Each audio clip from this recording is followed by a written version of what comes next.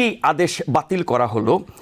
এটা কি ডোনাল্ড ট্রাম্পের বা ট্রাম্প প্রশাসনের পিছু হটা, নাকি আদালতের কাছে ট্রাম্প প্রশাসনের আত্মসমর্পণ? উনি এতগুলো এক্সিকিউটিভ অর্ডার সই করেছে, এখন মানে যেটা আপনি ওগুলো হ্যান্ডেল করা এখন মুশকিল হচ্ছে। তড়িঘড়ি করে যে সমস্ত এক্সিকিউটিভ অর্ডার দিয়েছেন সেটা কোনো রিসার্চ করে দেওয়া হয় নাই, সেটা কোনো ডেটা ড্রিভেন ডিসিশন হয় নাই। শ্রিঙ্কিং অফ দ্য গভর্নমেন্ট সেটা প্রমিস করছিল সেটা হয়তো হবে, কিন্তু যেই সার্ভিসগুলো এই লোকগুলো প্রদান করে যাচ্ছে বিভিন্ন সংগঠনের মধ্য দিয়ে, সেই সার্ভিসগুলোর জন্য যে রিপ্লেসমেন্ট দরকার অথবা অন্য কোনো প্ল্যান দরকার, সেটা কিন্তু করা হয়নি। ট্রাম্প ঝড়ে উঠছে সারা দেশ। দায়িত্ব নেওয়ার পর থেকে একের পর এক তিনি নির্বাহী আদেশ দিয়ে যাচ্ছেন। সেসব আদেশ বাস্তবায়নও শুরু হয়েছে এবং এগুলোর বিরুদ্ধে প্রতিবাদ, সমালোচনা সেগুলো সমান্তরালে চলছে। ট্রাম্প প্রতিদিন যে পরিমাণ খবরের জন্ম দিচ্ছেন সেগুলো গণমাধ্যমের জন্য তুলে ধরা খুব কঠিন হয়ে যাচ্ছে। এত সব খবর তিনি প্রতিদিন জন্ম দেন এবং সেই খবরের যেসব প্রতিক্রিয়া হয় সেগুলো তুলে ধরার জন্য আসলে 24 ঘন্টার দিন যথেষ্ট না। 48 বা 72 ঘন্টার দিন হলে পরে হয়তো দিনের খবর দিনে প্রচার করা এবং সেগুলো নিয়ে আলোচনা করা সম্ভব হতো।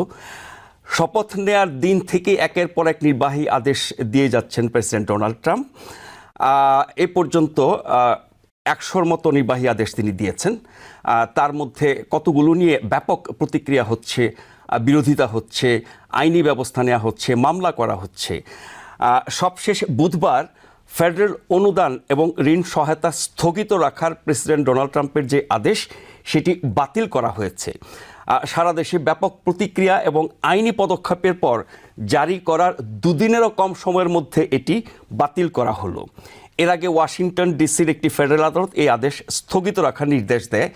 এছাড়া ডিসি এবং আরও 22টি স্টেটে এর বিরুদ্ধে মামলা করা হয়েছিল। এই যে ডোনাল্ড ট্রাম্প পিছু হটলেন, তার আগে একটু পরিচয় করে দিই। আজকে আমাদের সাথে অতিথি হিসেবে আছেন doctor Mohsin U Patwari, professor of biology এবং ex dean of the school of science and allied health. Professor Mohsin U Patwari, আপনাকে স্বাগত জানাচ্ছি। এছাড়াও আমাদের সাথে যুক্ত আছেন জনাব মোহাম্মদ করিম চৌধুরী, তিনি ন্যাশনাল সেক্রেটারি আসাল। জনাব করিম চৌধুরী, আপনাকেও স্বাগত জানাই। যেটি বলছিলাম যে একটি আদেশ বাতিল করা হলো, এটা কি ডোনাল্ড ট্রাম্পের বা ট্রাম্প প্রশাসনের পিছু হটা, নাকি আদালতের কাছে ট্রাম্প প্রশাসনের আত্মসমর্পণ, নাকি আদালতে চলতে থাকলে মামলা বা আইনি প্রক্রিয়া তাতে হেরে যাবেন সেই ভয়ে পিছু হটলেন, নাকি নিজের ভুল বুঝতে পেরেছেন যে এরকম একটি আদেশ দেওয়া ঠিক হয় না দেশের জন্য, মানুষের জন্য, নাকি রাজনৈতিক এবং আইনি ঝামেলা এড়াতে চাইলেন? কোনটা প্রফেসর পাটোয়ারি? এটা সবকিছু মিলিয়ে আপনি যেটা দিয়ে শুরু করেছেন যে উনি এতগুলো এক্সিকিউটিভ অর্ডার সই করেছে, এখন মানে যেটা আপনি ওগুলো হ্যান্ডেল করা এখন মুশকিল হচ্ছে। এই ব্যাপারটা এত সেন্সিটিভ, কারণ অনেকগুলো ফেডারেল এজেন্সি, প্রাইভেট অর্গানাইজেশন এই ফেডারেল মানির উপরে নির্ভর করে, যেমন হেলথ কেয়ার, বিভিন্ন সেক্টরে এরা করে। এবং এটা করার পর এখন যে এই যে মানিগুলো যেটা উনি বন্ধ করলেন, এগুলা কিন্তু কংগ্রেস থেকে করা, অথরাইজ করা।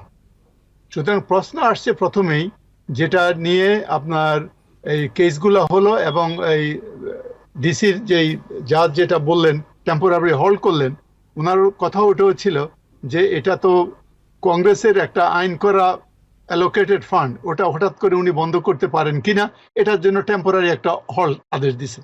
এটা দেওয়াতে যেই হইচই লেগে গেছে, এটার বেনিফিট কিন্তু শুধু ডেমোক্রেটিক স্টেট না, রিপাবলিকান স্টেটও। সুতরাং ডেমোক্রেট এবং রিপাবলিকান থেকে এটা নিয়ে সাংঘাতিক হইচই শুরু হয়ে গেছে এবং সিভিক অর্গানাইজেশনগুলো থেকে। কিন্তু রিপাবলিকানরা তো প্রতিবাদ করে নাই, বরং কংগ্রেসের শীর্ষ নেতৃবৃন্দকে আমরা এর পক্ষে কথা বলতে শুনলাম। হ্যাঁ বলছি, কিন্তু অত স্ট্রংলি বলে নাই। যেমন একটা কথা আপনাকে বলি, নর্থ ড্যাকোটার যে সিনেটর, উনি একটা কথা বলেছে যে প্রেসিডেন্ট ট্রাম্প একটা রুমের মাঝখানে একটা গ্রেনেড ছুড়ে দিছে, দিয়া আবার ইমিডিয়েটলি ওটাকে সুন্দরভাবে ওটাকে আবার ক্লিন করে নিয়ে গেছে। কি জিনিয়াস উনি, দেখেন। মানে এটা তো ডেফিনেটলি এটা তো একটা সমালোচনা, কিন্তু এটা প্লেস করছে একটু ডিফারেন্ট ভাবে আর কি। এবং এই জিনিসটা করার জন্য সেটা বুঝতে পারছে চতুর্দিক থেকে প্রেশার আসছে।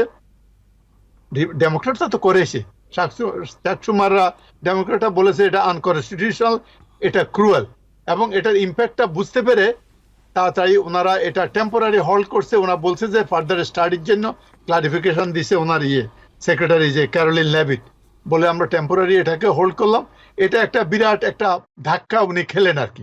জি, জনাব করিম চৌধুরী, যেটা প্রফেসর পাটোয়ারি বলছিলেন, মানে ভালো সিদ্ধান্ত প্রত্যাহার করে নেওয়া, ভুল বুঝতে পারা, আরও তো অনেক নির্বাহী আদেশ নিয়ে অনেক বিতর্ক হচ্ছে, আইনি লড়াই শুরু হয়ে গেছে। জন্মসূত্রের নাগরিকত্বের বিধান বাতিলের বিরুদ্ধেও কিন্তু এরই মধ্যে মামলা হয়েছে। তার মানে অন্যান্য বিতর্কিত আদেশগুলোর ব্যাপারে একই রকমের ঘটনা, একই পরিণতি হতে পারে কি না, বা আরও যে অসংখ্য আদেশ তিনি দিয়েছেন এবং সামনে দেবেন, সেগুলোর উপরে এই ঘটনার কি প্রভাব পড়তে পারে? একটা জিনিস পরিষ্কার এই ঘটনার মধ্য দিয়ে, যে ট্রাম্প প্রশাসন তড়িঘড়ি করে যে সমস্ত এক্সিকিউটিভ অর্ডার দিয়েছেন সেটা কোনো রিসার্চ করে দেওয়া হয় নাই, সেটা কোনো ডেটা ড্রিভেন ডিসিশন হয় নাই, যার ফলে অনেকটা এই হঠকারিতার মধ্য দিয়েই যাচ্ছে তার এই প্রশাসন। এবং সেই ক্ষেত্রে জন্মসূত্রে যে সমস্ত নাগরিক যারা আনডকুমেন্টেড এলিয়েনের মাধ্যমে জন্মসূত্রে নাগরিকত্ব পেয়েছেন তাদের ব্যাপারে উনি নির্বাচনের আগেও পরিষ্কার করে বলেছেন তাদেরকে উনি ডিফোর্ট করবেন। তার যে উগ্রবাদী সমর্থক মহল রয়েছে তাদেরকে শান্ত করার জন্য, তাদেরকে খুশি করার জন্য, তাদেরকে আরো এই উৎসাহ দেওয়ার জন্য তিনি এই কথাটা বলেছেন। এরা অ্যান্টি ইমিগ্রেন্ট পাওয়ার। আপনি জানেন যে white supremacies, proud boys, those are the group that supported mister Trump. So যার ফলে উনি ওনার বেসকে উৎসাহিত করার জন্য যে প্রমিস দিয়েছেন সেটা প্রমিসটা রক্ষা করার জন্য এই জাতীয় হঠকারী কিছু সিদ্ধান্ত নিয়েছেন, যেটা এই যে গ্র্যান্ড ক্যান্সেলেশন, আর একটা জিনিস যেটা ইতিমধ্যে উনি রিসিন্ড করলেন, বাদ দিলেন হঠাৎ করে 2 দিনের মাথায়।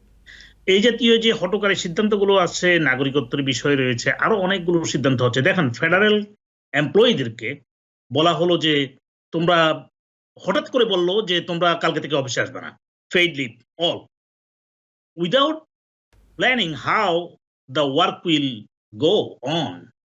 মানুষ কিভাবে সার্ভিসগুলো পাবে, এইসব ফেডারেল এজেন্সির উপরে নির্ভর করছে।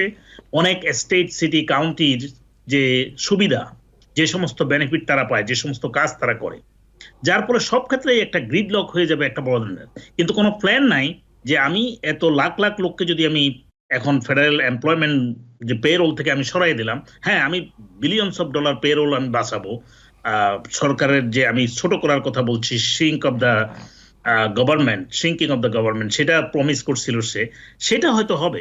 কিন্তু যেই সার্ভিসগুলো এই লোকগুলো প্রদান করে যাচ্ছে বিভিন্ন সংগঠনের মধ্য দিয়ে, সেই সার্ভিসগুলোর জন্য যে রিপ্লেসমেন্ট দরকার অথবা অন্য কোনো প্ল্যান দরকার, সেটা কিন্তু করা হয়নি। যার ফলে আপনি দেখছেন যে প্রথম দিন বলে দিল যে তোমরা কেউ আসবে না আগামী 5 দিন পেইড লিভ, তারপরে বললো যে এখন we are planning for golden handshake. এই জিনিসগুলো কিন্তু একটা সরকারের হঠকারী সিদ্ধান্ত, এবং এটা অনেকটা বোঝা যাচ্ছে যে তার হোয়াইট হাউসের মাঝে শুধুমাত্র তার দলে না, দেশ পরিচালনার যে টোটাল পরিকল্পনা, যেখানে বড় ধরনের গোলমাল রয়েছে, তারা কোনো সুশৃঙ্খলভাবে দেশ পরিচালনার জন্য এখনো প্রস্তুত না। তো যেটা আমি বলবো সেটা হলো, এটা ট্রাম্পের কিন্তু খেয়াল রাখবেন, ওই যে ডক্টর পাটোয়ারি সুন্দর করে বলে গেছেন, প্রফেসর পাটোয়ারি, যে উনি আবার নিউজ হেডলাইন হতে খুব পছন্দ করেন। উনি মাঝে মাঝে এই জাতীয় বম মারবেন, জানেন যে এটা হয়তো ফেল করবে, কিন্তু he does not care about his failure, he cares, he would like to be in the news, in the headline always. দেশের জন্য কি ক্ষতি হলো? আপনাকে একটা কথা বলবো, এই যে মাইগ্রেশন নিয়ে আপনি অবশ্যই পরে আসবেন, আরো সে বিষয়ে আমরা কথা বলবো, কিন্তু যে জিনিসগুলো এখন ঘটছে, যে সমস্ত বুলিং করা হচ্ছে আমেরিকার পক্ষ থেকে, instead we can get the same result by doing other diplomacy. কিন্তু যেভাবে আপনি দেখেছেন যে কলম্বিয়াকে যেভাবে ধমক দেয়া হলো, চায়নাকে যেভাবে বাধ্য করা হলো, মানে ধমক দিয়ে কাজ হয়েছে, তো ধমক তো কাজ হয়েছে, কিন্তু দেখেন $15.6 billion per year export to US Colombia, আর সেক্ষেত্রে ইউএস এক্সপোর্ট করে মাত্র $5 বিলিয়ন। তো কলম্বিয়ারকে যদি কোনো ট্যাক্সের আওতায় আনা হয়, যেহেতু বলছে 25-30% ট্যাক্স করবে, পরে বলছে যে 1 সপ্তাহের ভিতরে এটা 50% উঠিয়ে দেবে, কলম্বিয়ার ইকোনমি শাটডাউন হয়ে যাবে।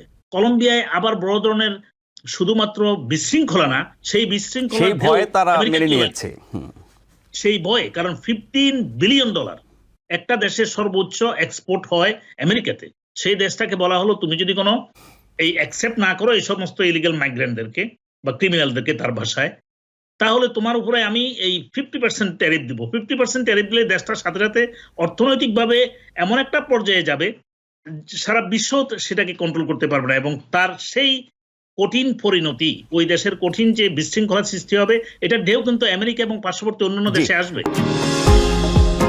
নিউ ইয়র্ক থেকে সম্প্রচারিত TVN 24 টেলিভিশন বিশ্বজুড়ে বাঙালির কণ্ঠস্বর।